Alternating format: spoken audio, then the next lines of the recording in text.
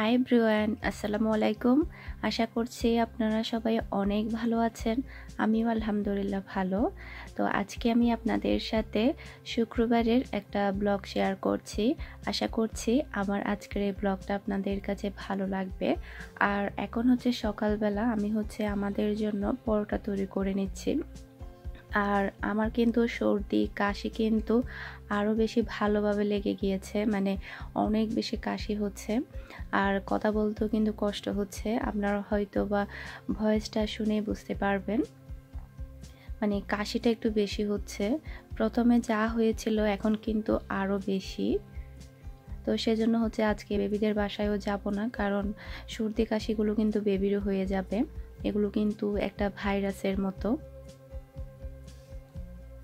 তো এখন সকালের জন্য আমি পরোটা তৈরি করে নিচ্ছি। তো আশা করছি আমার আজকের এই ভিডিওটা আপনাদের কাছে ভালো লাগবে। আমার ভিডিও যদি আপনাদের কাছে ভালো লেগে থাকে, যারা এখনও আমার চ্যানেলটি সাবস্ক্রাইব করেনি, প্লিজ আমার চ্যানেলটি সাবস্ক্রাইব করে নেবেন। আর ভিডিওর মধ্যে লাইক দিতে কিন্তু একদম ভুলবেন না।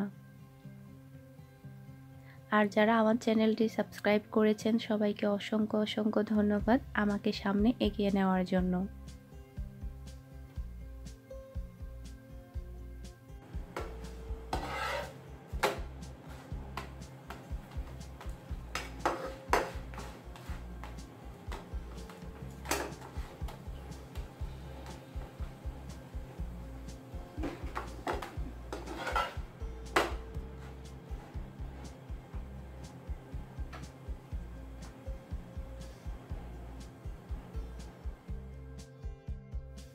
পরোটা ভাজা হয়ে গিয়েছে।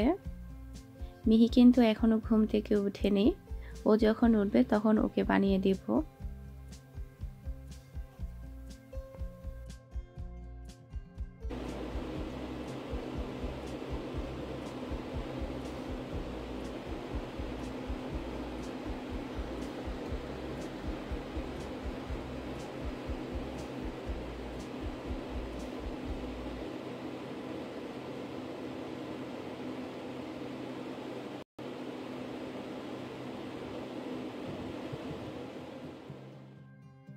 কয়েকদিন আগে যে আমি মেয়োনিজ তৈরি করেছিলাম ঘরেই, সেটার রেসিপি কিন্তু আপনাদের সাথে শেয়ার করা হয়নি, রয়ে গিয়েছিল।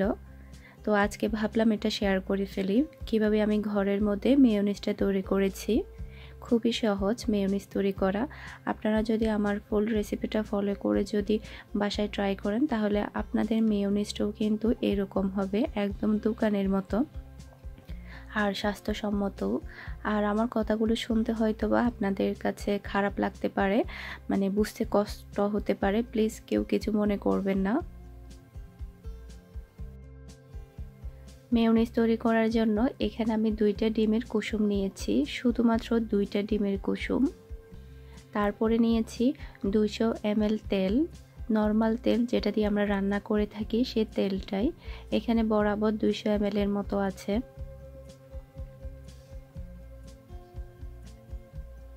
আর মেয়োনিজ কিন্তু অধিক পরিমাণে রাখা যায় না ফ্রিজে সংরক্ষণ করে, তাই চেষ্টা করবেন আপনারা অল্প করে তৈরি করতে। এখন আমি একটা হ্যান্ড উইচ দিয়ে এটাকে একটু ফেটিয়ে নিচ্ছি। আর আপনারা চাইলে এটা গ্ল্যান্ডারও করতে পারেন, তখন কিন্তু মানে প্রসেসটা অন্যরকম হবে।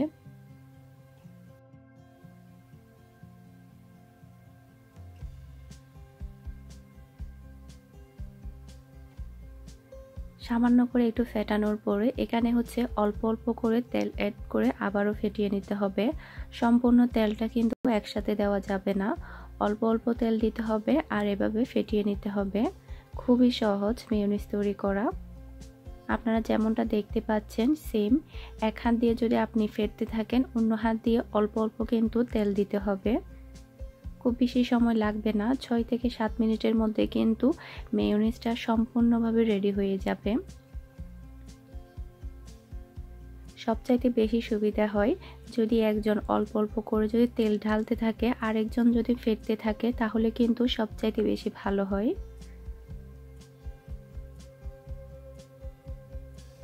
আপনারা যেমনটা দেখতে পাচ্ছেন সেম ভাবে আমি এটাকে ফেটিয়ে নিচ্ছি আর অল্প অল্প তেল অ্যাড করতে থাকবো আমি।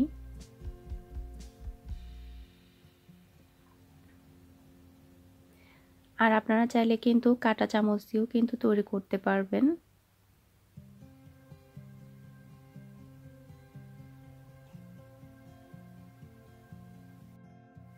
ধীরে ধীরে কিন্তু মেয়োনিজের কালারটা একদম ক্রিমি কালারে চলে আসবে। আর এই সম্পূর্ণ মেয়োনিজটা তৈরি করতে সময় লাগবে 6 থেকে 7 মিনিটের মতো, এর চাইতে বেশি সময় কিন্তু লাগবে না। আর চেষ্টা করবেন আপনারা অল্প করে মেয়োনিজ তৈরি করতে, কারণ মেয়োনিজ তৈরি করে কিন্তু বেশি দিন সংরক্ষণ করা যায় না।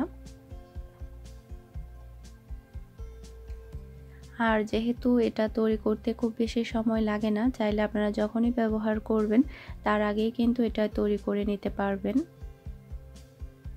আর যদি আপনারা সংরক্ষণ করতে চান তাহলে আপনারা এখানে ভিনেগার অ্যাড করে প্রায় 2 সপ্তাহ মতো নরমাল ফ্রিজে সংরক্ষণ করতে পারবেন, সেটা আমি পরবর্তী সময় দেখিয়ে দিব। আর আমাকে অনেকেই জিজ্ঞেস করে জুহির আম্মু আমার কে হয়, জুহি কে হয় আমার রিলেটিভ হয় কিনা। তো এটা কিন্তু আমি আরও একবার একটা ভিডিওর মধ্যে বলেছিলাম, তো আজকেও বলছি, যেহেতু বেশ অনেক দিন ধরে অনেক আপুরা জিজ্ঞেস করছে এটা। তো জুহির বাবা আর হচ্ছে মিহির বাবা হচ্ছে ফ্রেন্ড, আমরা আসার আগে থেকেই। তো এরপরে যখন আমরা আসি আমরা দুইজন, তো আমাদের মধ্যেও কিন্তু একটা ভালো রিলেশন হয়। এখন কিন্তু আমরা তেমন একটা ঘুরতে যাওয়া হয়নি, কারণ জুহির আম্মু প্রায় 1 বছর ধরে অসুস্থ ছিল, যার কারণে। এর আগে কিন্তু ঈদে কিন্তু আমরা একসাথে ঘুরতে যেতাম, সালালা গিয়েছিলাম, মানে যেখানে ঘুরতে যেতাম একসাথে যেতাম।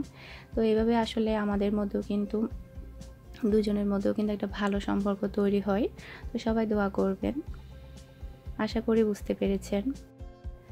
আর এটা কিন্তু বিট করতে করতে কিন্তু সম্পূর্ণ তেলটা কিন্তু আমি অ্যাড করে দিয়েছি, এটা হচ্ছে শেষ পর্যায়ের। এখন কিন্তু মেয়োনিজটা সম্পূর্ণভাবে রেডি।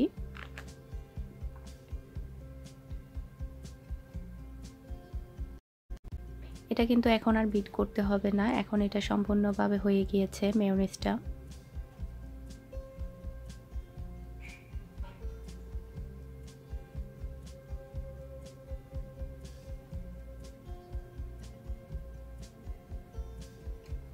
এটা কিন্তু এরকমই হবে।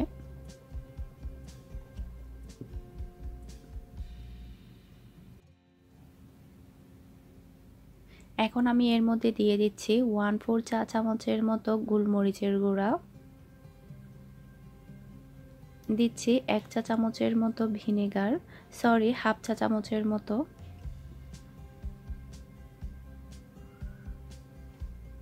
তারপরে দিচ্ছি 1/4 চা চামচের মতো লবণ। এখন আমি এটাকে একটু ভালোভাবে মিশিয়ে নিব। ভিনেগারটা দেওয়ার কারণে আপনারা কিন্তু এটাকে তৈরি করে প্রায় 2 সপ্তাহ মতো নরমাল ফ্রিজে রাখতে পারবেন একটা বক্সে ভরে। ভিনেগারটা না দিলে কিন্তু সাথে সাথেই কিন্তু এটা খেয়ে ফেলতে হবে, রাখা যাবে না। ভিনেগার দিলে 2 সপ্তাহ মতো রাখতে পারবেন। আশা করি আপনারা বুঝতে পেরেছেন। এখন হচ্ছে এটাকে একটু মিশিয়ে নিলাম, ব্যাস তৈরি হয়ে গেল মেয়োনিজ। দেখেছেন তো বন্ধুরা কতটা সহজে মেয়োনিজটা ঘরের মধ্যে তৈরি করা যায়। আর আপনাদের কাছেও হয়তোবা সহজ লেগেছে। আমার এই মেয়োনিজের রেসিপিটা কেমন লেগেছে সেটা কিন্তু আমাকে কমেন্ট করে জানাবেন।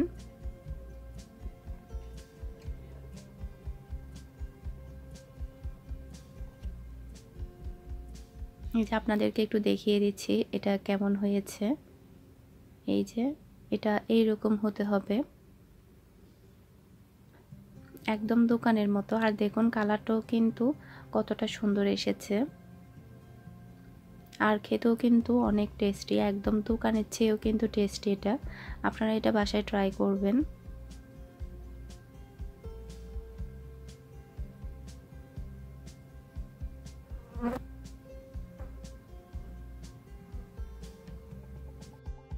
মিহি বলছে ও ফ্রেঞ্চ ফ্রাই খাবে, সেজন্য ওর জন্য অল্প করে আমি ফ্রেঞ্চ ফ্রাই তৈরি করছি।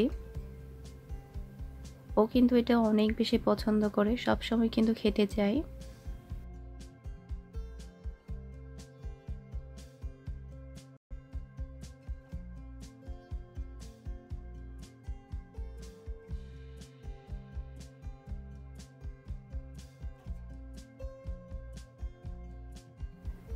আর আপনারা জুহির বোনকে নিয়ে অনেক সুন্দর সুন্দর কমেন্ট করেছেন, সবাইকে অসংখ্য অসংখ্য ধন্যবাদ। আর অনেক সুন্দর সুন্দর নামও দিয়েছেন আপনারা।